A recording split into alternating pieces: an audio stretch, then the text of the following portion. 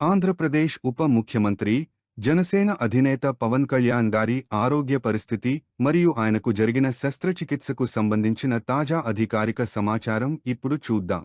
ముంబైలోని ప్రముఖ super speciality ఆసుపత్రిలో పవన్ కళ్యాణ్ గారి కుడి భుజానికి అత్యంత విజయవంతంగా శస్త్రచికిత్స పూర్తయింది.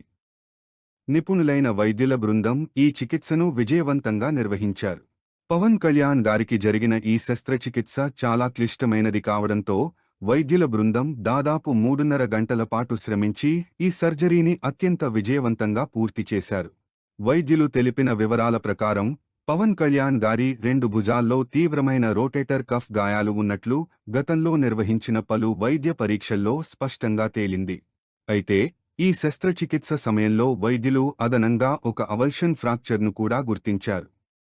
వెంటనే దానికి తగిన చికిత్సను కూడా విజయవంతంగా పూర్తి చేయడం జరిగింది.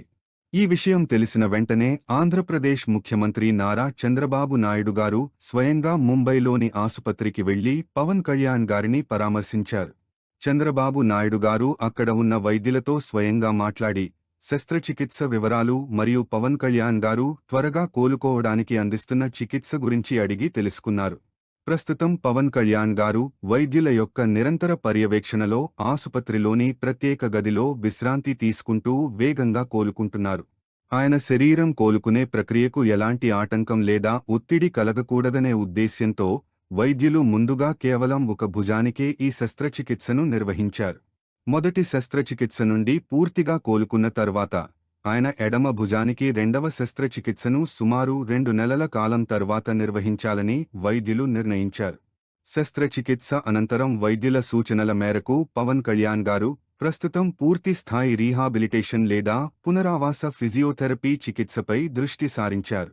నిజానికి పవన్ కళ్యాణ్ గారు గత 8 సంవత్సరాలుగా అంటే 2016 నుండి నిరంతరాయంగా ఈ తీవ్రమైన భుజం నొప్పితో మరియు సమస్యలతో బాధపడుతున్నారు.